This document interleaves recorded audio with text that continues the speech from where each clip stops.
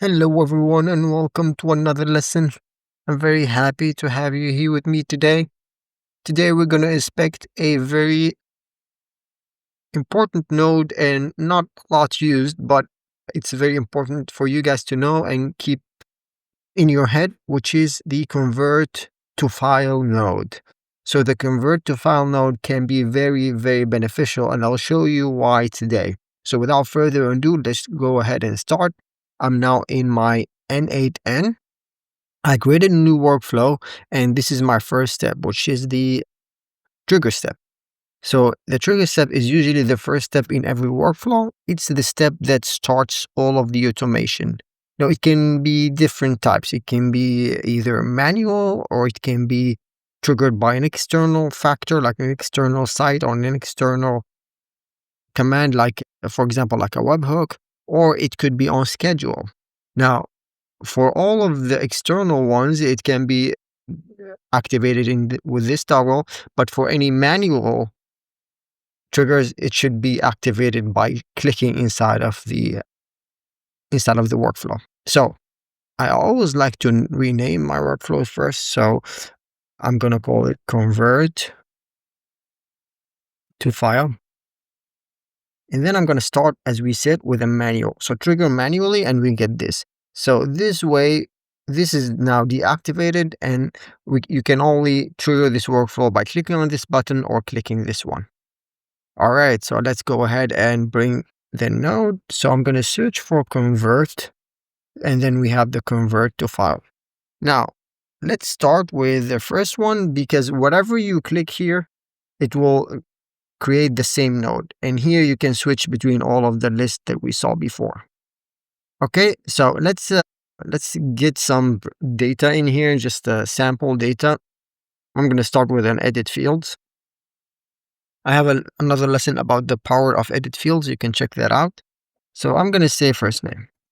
And I'm going to name this Jack. Okay. And then in here, if I click on this node, I have the operation, which is what I want to do, from what to what I want to convert. And then here, put output file in a field, and then we have the name of the field. So we can go ahead and execute this out of the bat. And here we can see that it outputted the file in a output file called data. And as you can see here, it's called data, same thing. And we have a CSV file. Now it named it file.csv, but you can change that in here, file name, and you can change that. Okay, so we have this CSV here. Now we can download or we can view, but since it's a CSV, we cannot view it. But here we have a sample of what it looks like. It looks like it says binary first name Jack, so it's a CSV file, and it put the variable name and the content of it. So it changes to a CSV, which is great, which is what we want.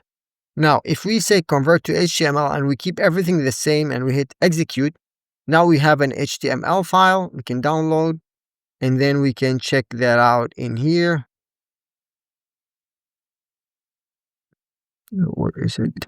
Yeah, this is it. So this is the HTML file that we have. So it output first name and then Jack as well. The same thing that we had with the CSV.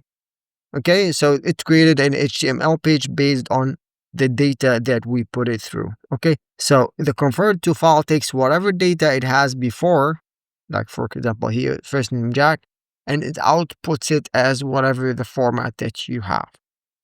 Now, there's also JSON, which is quite interesting because if you execute on a JSON and view, you will see here first name.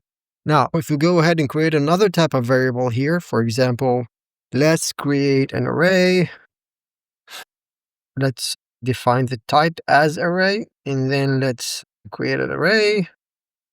So Jack and Jill. Now, in case you don't know what an array is and how an array is set up, you can go ahead and I have a lesson on YouTube on how to handle arrays. Okay, so let us now test.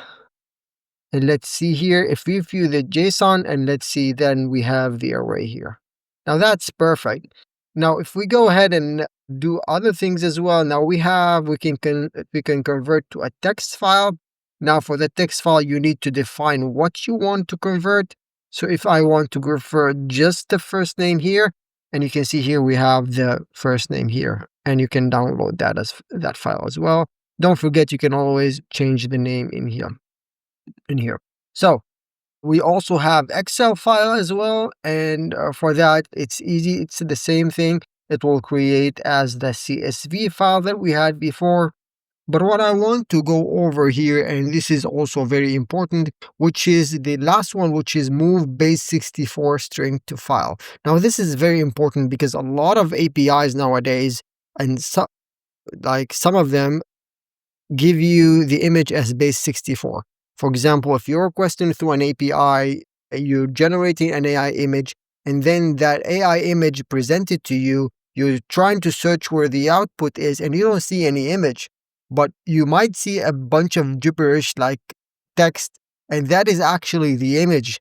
You just need to convert it from base64 to a file. And to give you an example here, I'm going to go to this website. Here, as you can see here, we have this base64 code, and this is actually the resulting image of all of this. Now let's test it out in n8n. So I will not put the code in here because that is wrong. Sorry, let me go and grab here.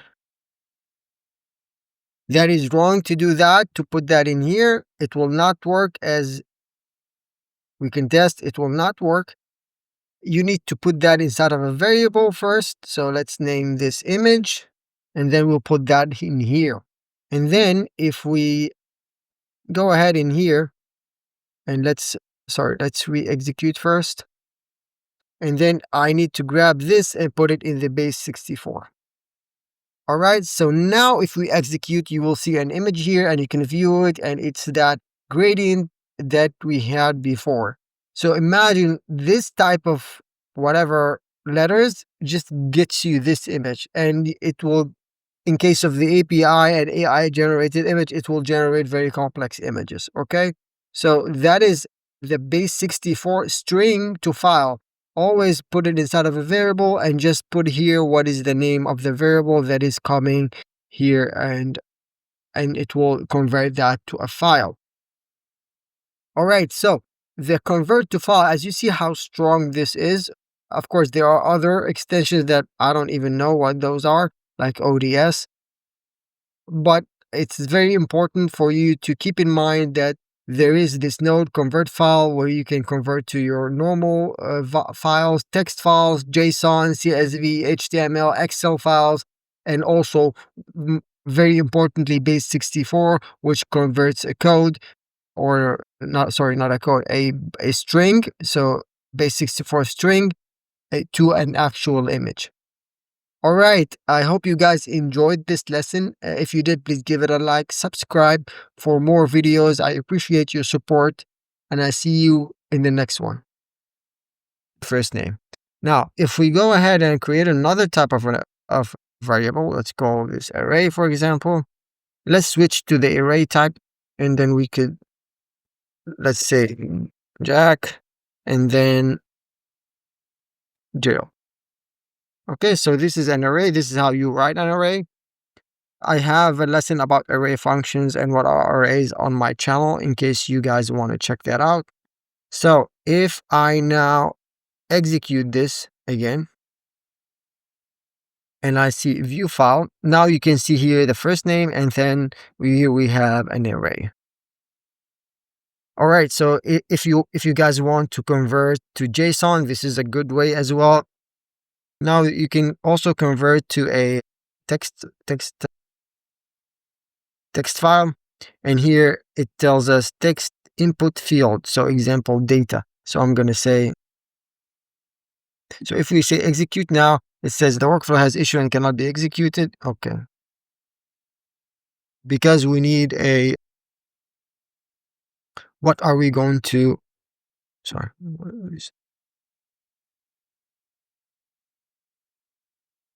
okay, so let me delete this array, and then in here, if I execute this, it gives me an error because I need to specify what I need to show. So example data. So let's grab this, for example, and execute. And then if we view, and we will have the text file called Jack. Okay. Now we can also download this file as a file.txt. All right. So last one, let's see what else. Okay, we have Excel as well. So that's similar to CSV. But what I want to go over is the base 64, which is something you might use a lot, because some of the APIs that we use today, when you hit an API, especially generating an image through AI, some APIs give you a base 64 string, and it's your job to convert that to an image. Now, let me give you an example. So if you go to this website, it's just generating so this is a base 64 code, like string. So this text generates this one. Now, can you believe this? So this text generates this image. So some APIs give you this generates this instead of generating an image, and you'd be like wondering, okay, where's my image? And you'd be searching through the output and you will not find anything, because it gave you a base 64 and not an actual image that you can view. And this comes the power of the move base 64 to file. Okay. So let's add here, let's call it an image. And let's add the base 64 text in here. Let's run this. And then here, what we want to is grab the image here and then execute. And as you can see, it gave us an image with a PNG. And here we can view the image. And this is exactly the image that we got from here. Okay, and you can change the image type here. And this is the full base 64 string here, text. So if you put this as it is, it will give you an error, because it only needs this part after base 64. It only needs this part. It doesn't need this part. Okay, so just be careful and have that in mind whenever you generate code. And it doesn't work if you put the base 64 code in here. It doesn't work. It needs to be inside of a variable before, like here. Okay, otherwise putting the base 64 directly in here, because it tells you it has to be put inside of an input from before. Okay, so if I grab this, it will take the input of an image from here, and then it will switch it to an actual from this gibberish kind of text to an actual image. Okay, so in a nutshell, the convert to file is a very strong node that you'll probably use not in every workflow, but it will become useful in some of the workflows that you have. It has so many types to convert from: CSV, HTML, JSON, text file, Excel files, and also very, very important base 64 string to file. Okay, so I hope this was beneficial to you guys. In case you like this video, please give it a like, subscribe for more video. I appreciate your support. I'm gonna see you in the next one.